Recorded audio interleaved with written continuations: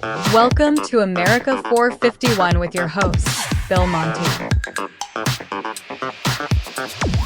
Hello, America. This is Bill Monty. Welcome to America 451. And this is what America is doing to piss me off this week. First, and we're not going to make light of this, there was another school shooting this week in Georgia. I don't know how many more of these we're supposed to put up with. I mean, really, how many more are we supposed to put up with? So as we move into this election cycle, I just want to say something. I just want to remind everyone who doesn't want to vote Democrat or vote blue for the sole reason of you think for some bizarre reason that they're going to try and take your guns away. Newsflash, no one's trying to take your guns away, all right? I do not own a gun. I have never owned a gun.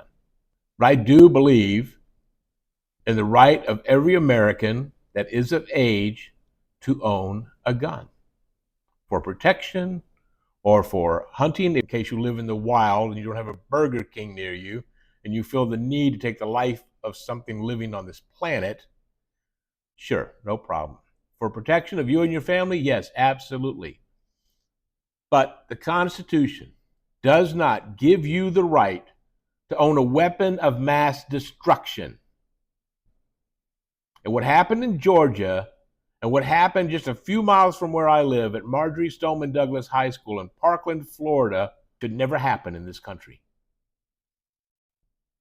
There's no reason for military-grade weapons to be in the hands of a private citizen. Because there's only one reason, and that's you're going to war or you want to kill a whole bunch of people. So just as a reminder, folks, Barack Obama did not come after anyone's guns. Joe Biden did not come after anyone's guns. Kamala Harris is not going to go after anyone's guns. So if that's your sole reason, rest, relax. All right? You're still going to have your guns in 2024 and 2025 and 2026. Just please use them wisely. The NRA is the single most dangerous lobby that we have in this country. And they don't care about you and they don't care about your guns. They care about control of politicians in Washington. And that's very dangerous, my friends. That's very dangerous. Up next. Well, Donald Trump. Oh, I love this guy. He is wonderful. I'll never run out of material as long as Donald Trump is running around this country and this world. So long life to you, Donald. I just hope it's not as our next president. I'm going to read here from an article. So forgive if I'm not looking directly at the camera all this time.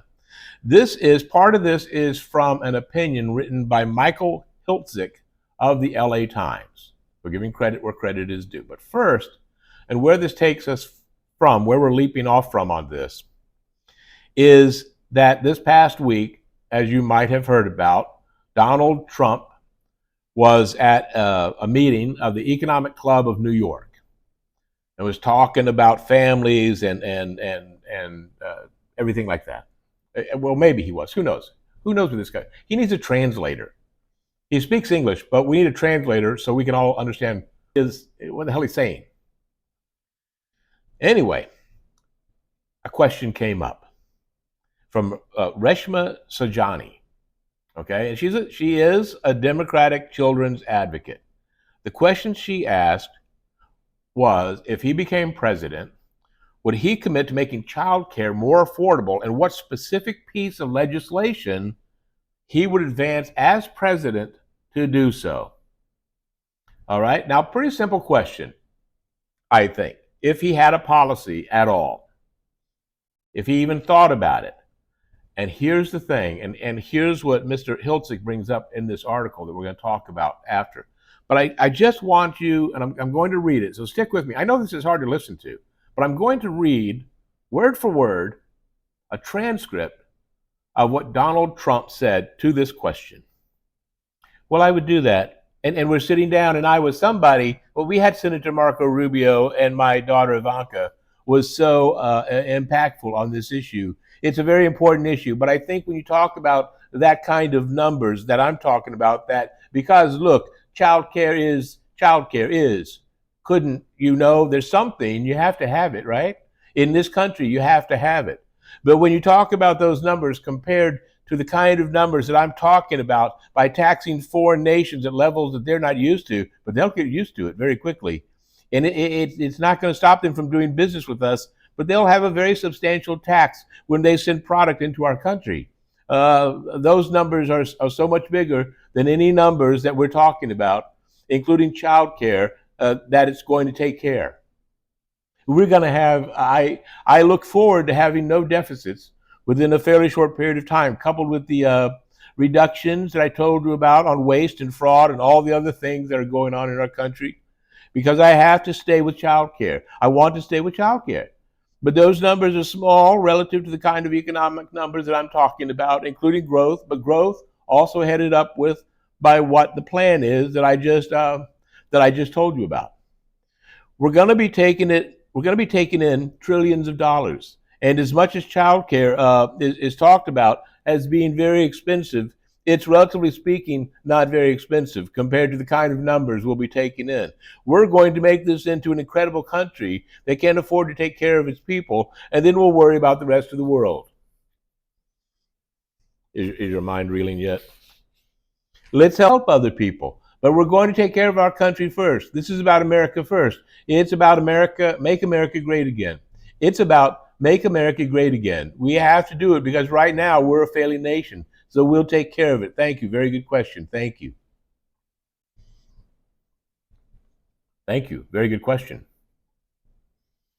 Very strange answer. Remarkably strange answer. As a matter of fact, it might be the ravings of a lunatic. Or is it? Because very early on in that reply, he said something very important. Keep in mind, we're talking about Donald Trump here. And one thing that Donald Trump does very well, besides spout gibberish, is he's a master of distraction. He's like a magician. He'll get you looking over there so you don't look at what's right in front of your face and what's really happening. Remember early on, he said, we had Senator Marco Rubio and my daughter Ivanka. It was so impactful on that issue. Back in 2018, Marco Rubio and his daughter Ivanka put forward a proposal for paid family leave. A horrible idea with a veneer of practicality. So I'm going to again take it from this article by Michael Hiltzik from the LA Times. The idea was to allow new parents, including adoptive parents, to receive up to 12 weeks of paid family leave. And that sounds pretty good so far, right? The idea of paid family leave was and is enormously popular with voters, and providing it to American families would finally bring U.S. in line with every other high-income nation in the world. But in the proposal by Rubio and Ivanka Trump, families would have to raid their Social Security to pay for it by reducing or delaying their benefit payments. So for every 12, this is by the Urban Institute, they calculated for every 12-week leave, new parents would have to delay their Social Security benefits by more than twice that period or as much as 6 months. Parents who took 4 12-week leaves, according to this analysis, would lose 10% of their retirement benefits for life. Keep in mind, folks, and here's the distraction. Raiding Social Security, getting rid of Social Security, diminishing Medicare has been the Republican agenda for a very long time. So hidden behind this whole thing of family care that was proposed back in 2018 is just another way of Republicans trying to damage Social Security. Now, I'm a senior. I receive Social Security benefits, and I'm going to tell you, if you're younger, let's say you're in your 30s or your 40s even, doing that is a horrible, horrible idea. Social Security is a mess already. Medicare is a mess already. I remember back when Trump was running against Marco Rubio and he coined the phrase, little Marco, and he insulted the guy. And Rubio has such low standards, was actually thrilled to be considered to be one of the 3 finalists to become Trump's running mate this year. That should tell you something about his plan. It should tell you something about the character of Marco Rubio. So next time you hear Donald Trump rambling on and on, yes, it's funny. We can make jokes about it, but beware, because look at those words. Look at what he's saying very carefully. There are other things going on. He is not a bright guy, but he's not as dumb as everyone wants you to think he is. We have a debate coming up. Wow, the last one went so well. I'm so glad they're doing a sequel.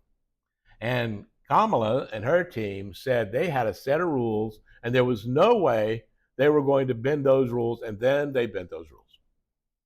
So for some reason, Trump wanted the mics muted this time. He didn't want them that way before. That's what the Democrats wanted. And now he wants them muted, and they said no because they want to hear his rambling and his answers. And then, boom, all of a sudden they're going to be muted. He knows what he's doing. He's used to this. Watch out. Watch out. There are a lot of people now, I think, getting complacent because they're seeing the poll numbers start to favor Kamala Harris. Don't. We all thought that Hillary Clinton was going to win with no problem.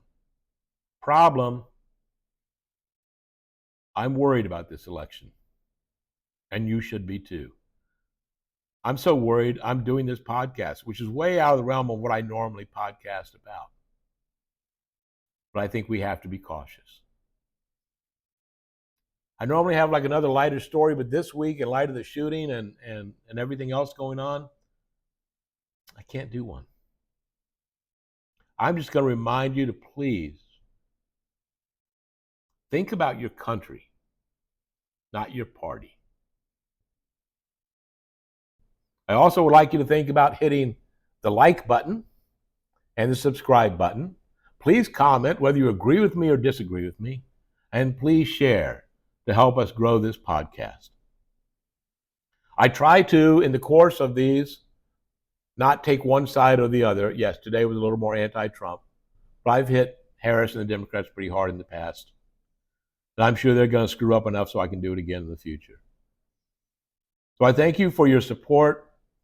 I thank you for watching.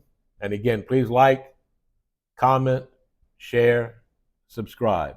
And until next time, please remember to be safe and be kind.